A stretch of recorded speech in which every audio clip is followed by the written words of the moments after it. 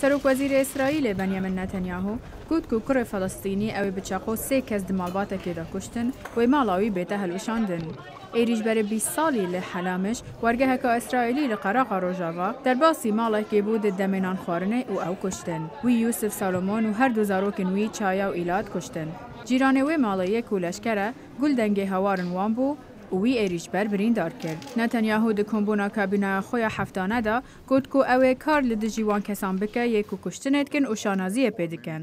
ئیسرائیل بە بەردەوامی ڤانکریارن توندوتوژیە دەخەستۆیە دەسەڵاتدارن فەڵەستینی کو ڕێ دەدەن چالاکیên دژی ئیسرائیلیان د ناو civaka فەڵەستینی بێنەکردن.